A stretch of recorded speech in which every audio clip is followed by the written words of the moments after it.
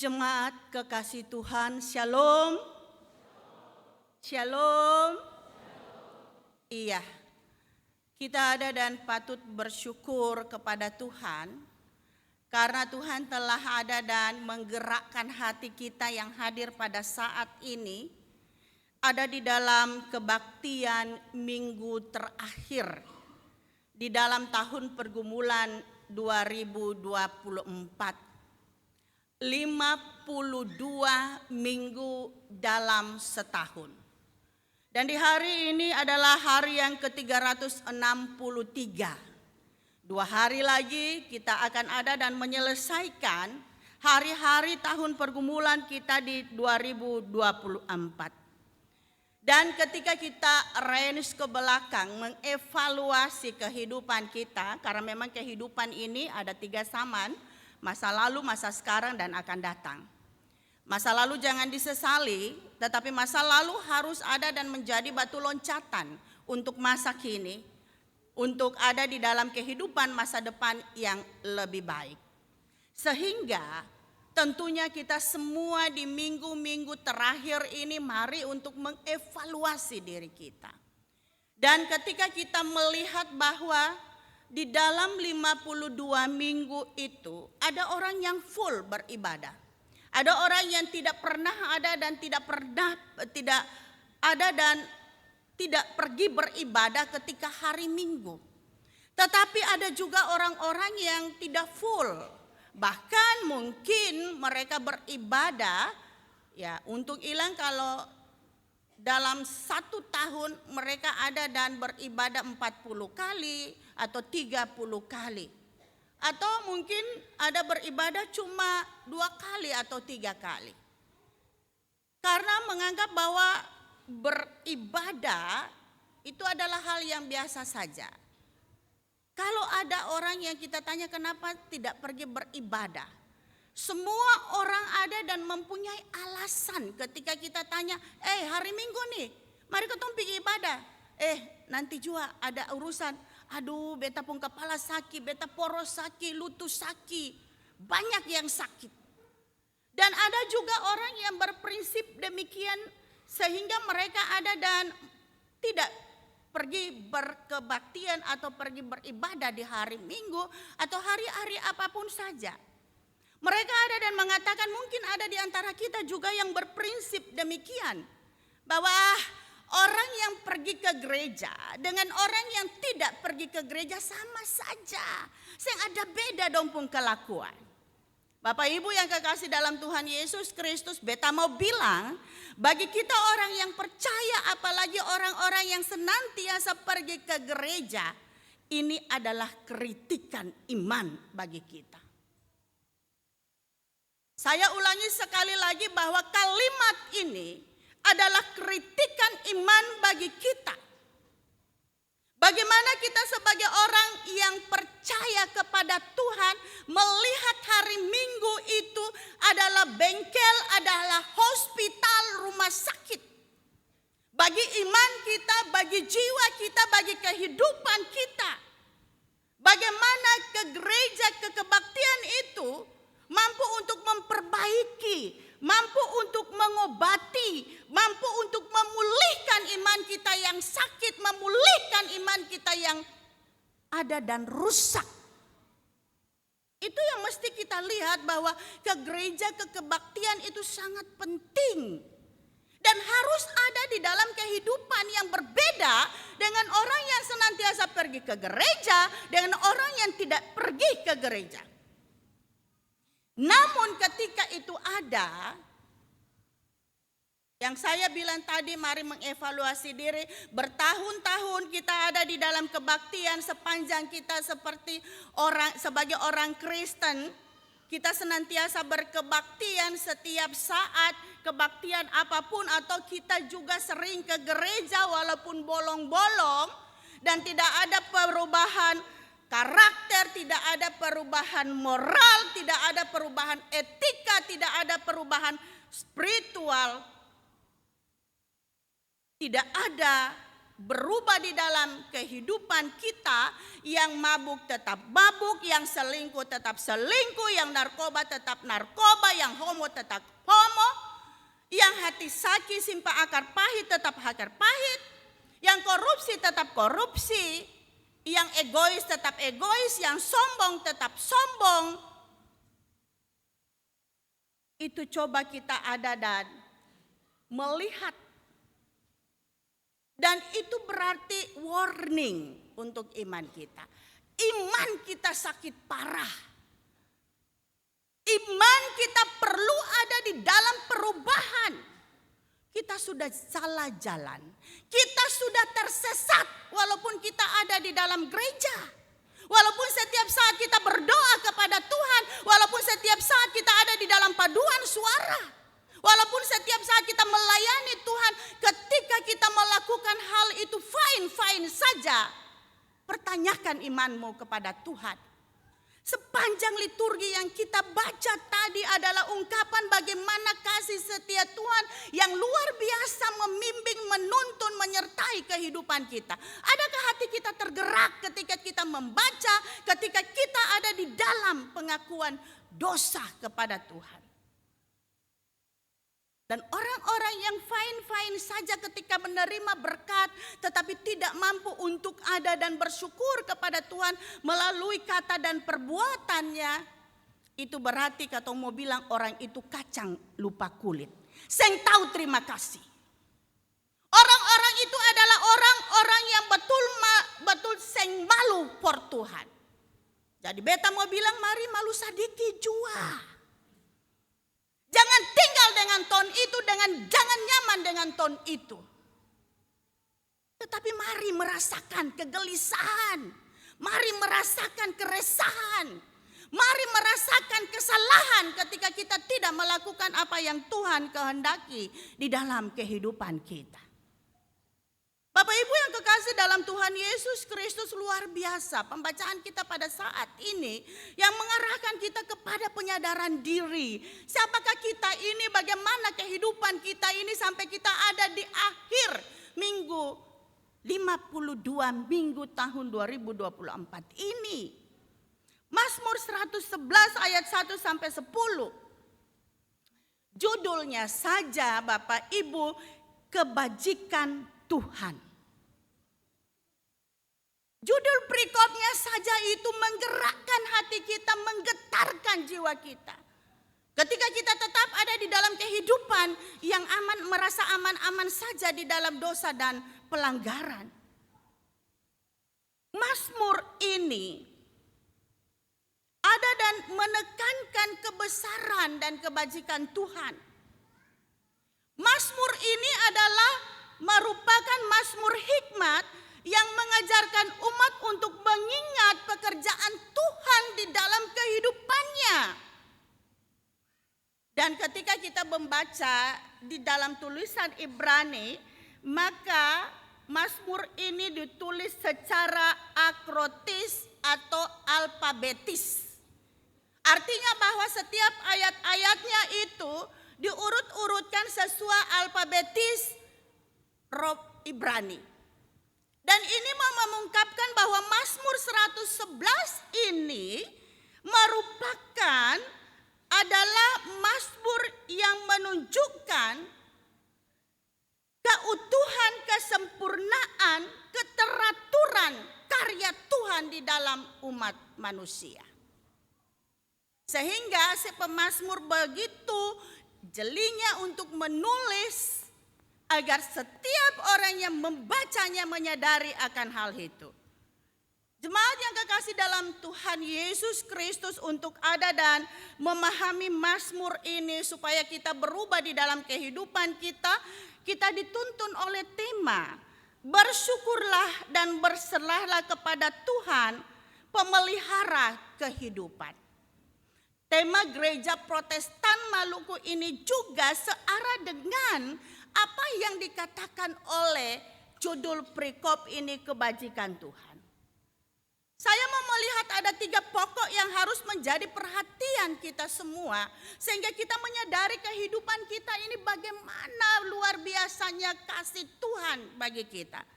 Yang pertama, kita ajak semua Bapak Ibu jemaat untuk bersyukur atas karya Tuhan yang ajaib.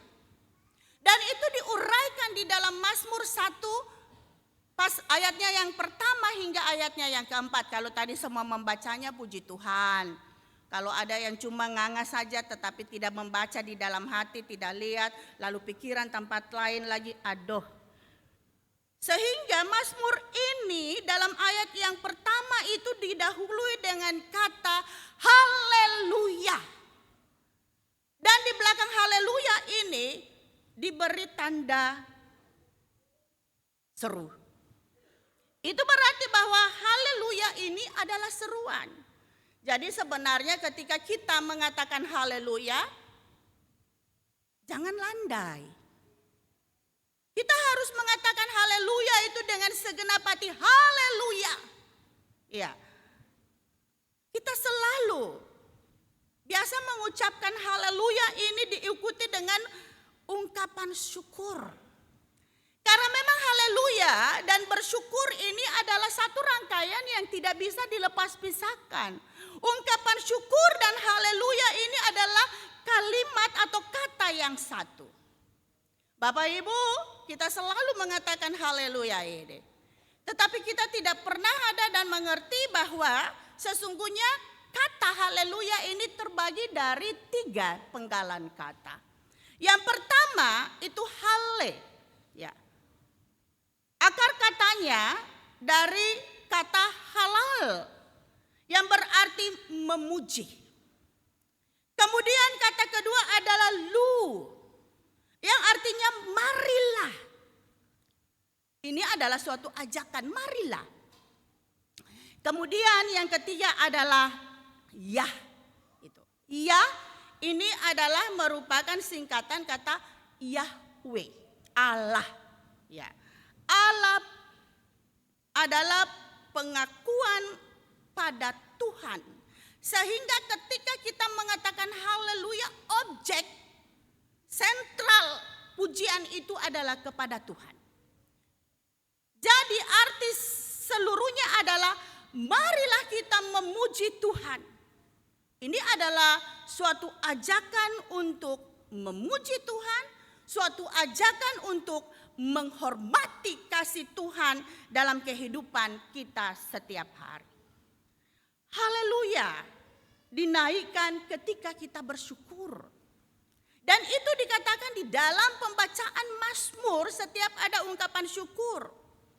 Kalau kita juga melihat dan membedah kata syukur ini, dia berasal dari kata todah yang artinya memuji. Ya. Ketika kita memuji Tuhan maka lahirlah kata yadah, yaitu bersyukur. Ya, yadah di sini arti toda dan yadah di sini berbeda. Bersyukur yang dimaksud di sini yadah adalah apresiasi memuji Tuhan tentang apa yang Tuhan buat. Maka orang yang mengatakan haleluya, aku bersyukur kepada Tuhan, ia biasa mengangkat tangan karena ia adalah mengatakan itu kepada Tuhannya, bukan membesarkan dirinya.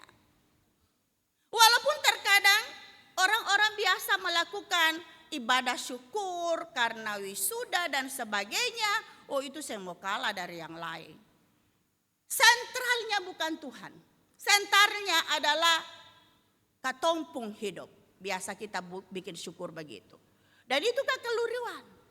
Karena di sini si pemazmur mengajak kita bagaimana betul-betul kita bersyukur. Ya, yada di sini berarti bahwa kita mampu untuk menyebutkan satu persatu latar belakang kenapa kita bersyukur. Kenapa kita mengungkapkan haleluya, puji Tuhan, kami bersyukur kepada Tuhan. Kenapa kita ada di dalam ibadah syukur? Karena pasti ada perbuatan-perbuatan Tuhan yang ajaib, perbuatan-perbuatan Tuhan yang luar biasa. Ya. Dan kalau tidak mampu untuk menyampaikan itu berarti dia tidak beryadah. Dia hanya mampu untuk yodah. berkata bersyukur, tapi dia tidak mampu untuk ada dan melihat inti daripada ungkapan syukurnya itu yang didapatkan dari Tuhan Allah. Sehingga setiap kita berdoa syukur, kita wajib untuk menyampaikan itu. Apa-apa yang membuat kita ada dan bersyukur, seperti Mazmur ini. Dia menyebutkan bagaimana momen-momen luar biasa Tuhan ada menuntun mereka keluar dari Mesir ke tanah Kanaan. Bagaimana ada keadilan, bagaimana memulihkan kehidupan mereka, bagaimana penuntunan Tuhan terhadap kehidupan umat Tuhan. Bagaimana mereka ada dan menerima kembali tanah pusaka yang harus didahului dengan takut akan Tuhan.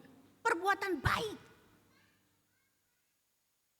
Sehingga Bapak Ibu yang kekasih dalam Tuhan Yesus Kristus, kita lihat bahwa ketika kita bersyukur, ini ada dikatakan bahwa di dalam ayatnya, bersyukur di dalam lingkungan jemaah dan orang-orang benar.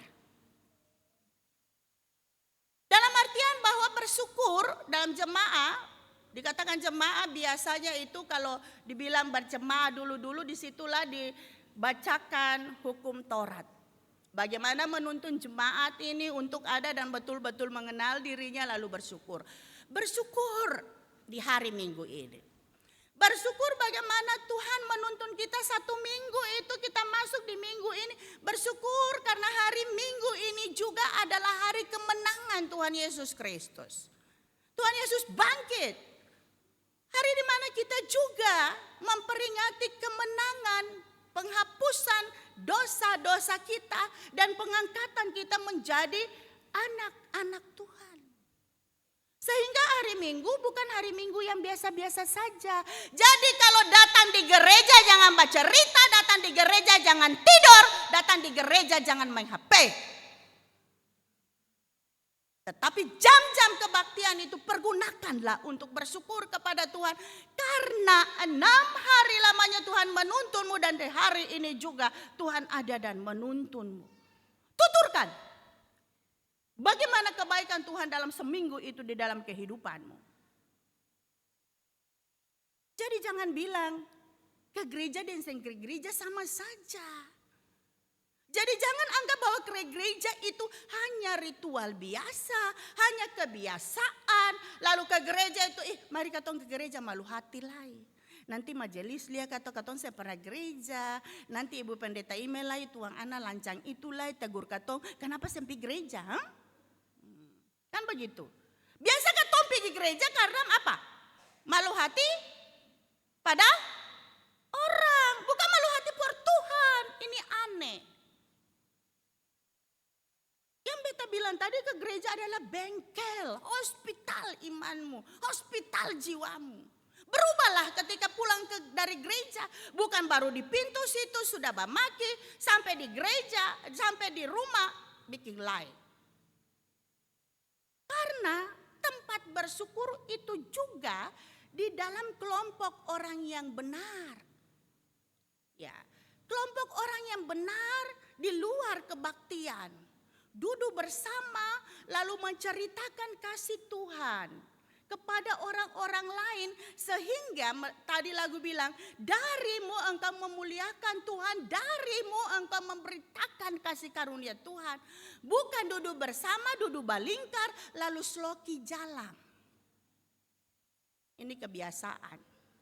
Di mana ada duduk balingkar, sloki jalan, di mana ada duduk balingkar, kartu jalan, di mana ada duduk balingkar, apa yang jalan lagi tuh? Biasa. Ludo di HP. Ini persoalan.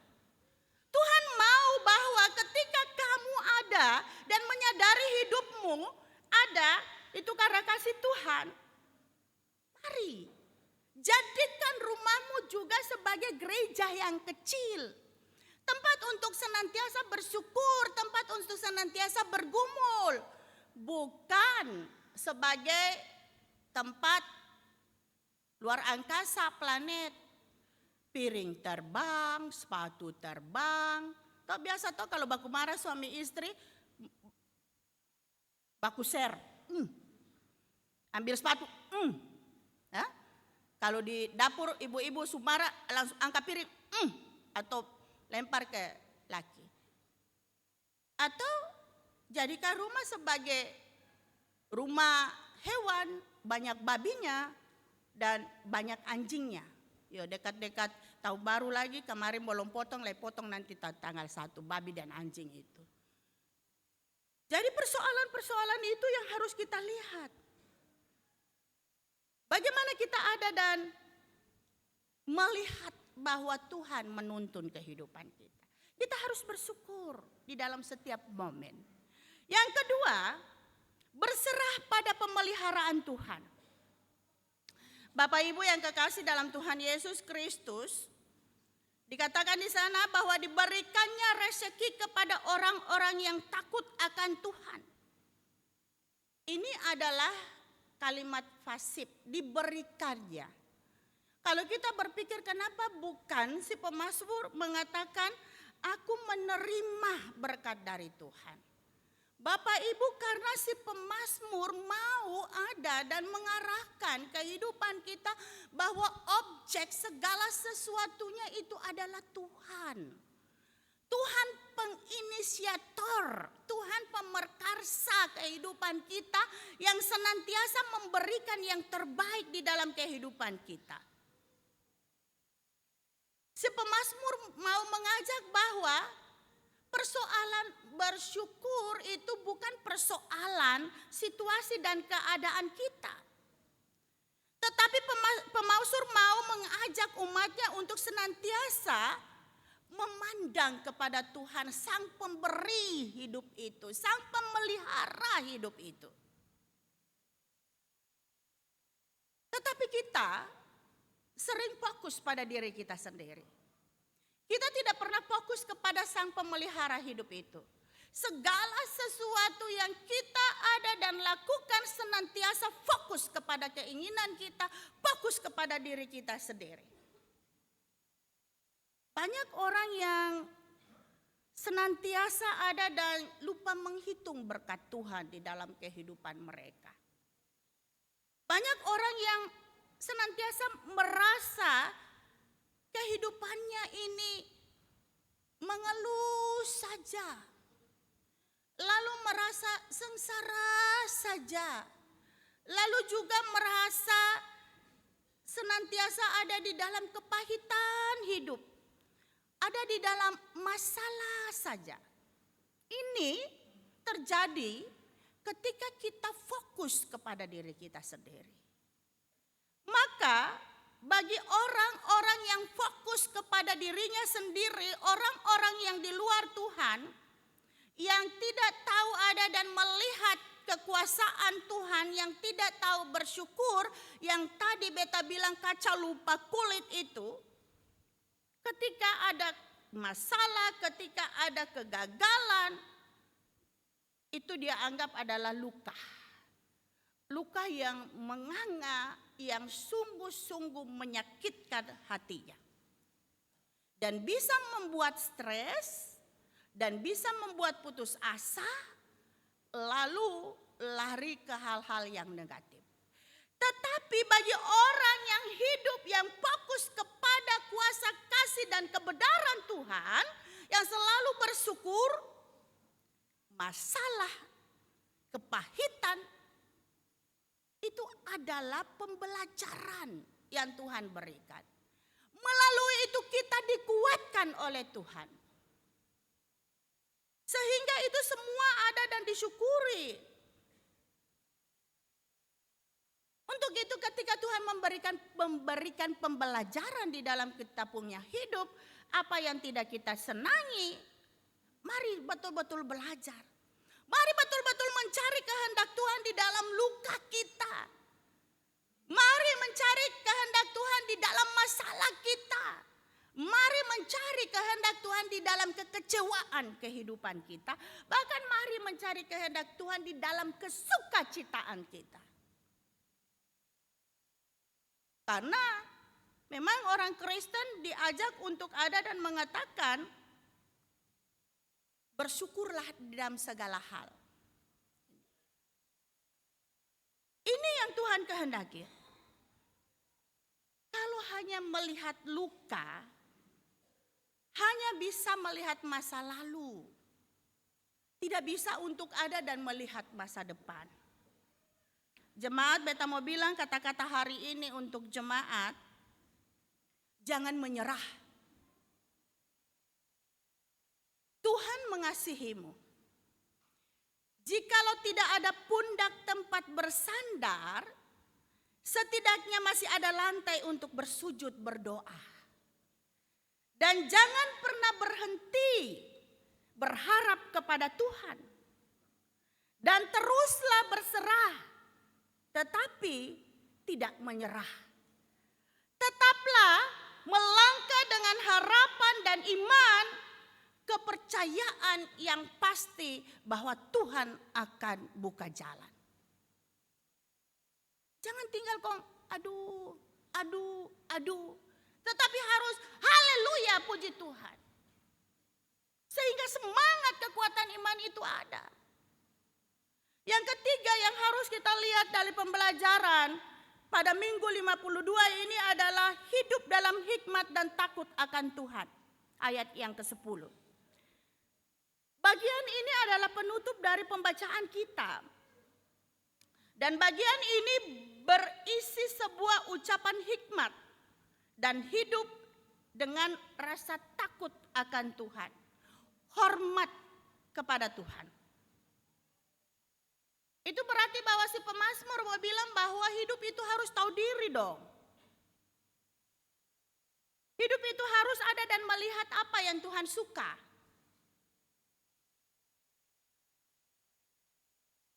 Bukankah Tuhan suka si berkat pono-pono di dalam katompong hidup? Biar katong ada sedikit sakit, ada asam urat, ada darah tinggi, ya, kolesterol, ada stroke, ya, gula darah, ada jantung. Tetapi masih bernafas. Ini yang harus kita lihat. Harus bikin hidup baik-baik. Katong jangan kepala angin por Tuhan. Apalagi yang masih sehat, yang masih bisa berjalan, yang bisa masih caca. Ya. Bolong lutu-lutu sakit, biar sakit sedikit biar masih bisa caca. Ingatan, tulis berkat Tuhan di dalam kehidupanmu. Apa-apa yang Tuhan sukasi. Lalu pakai berkat Tuhan itu dengan baik-baik.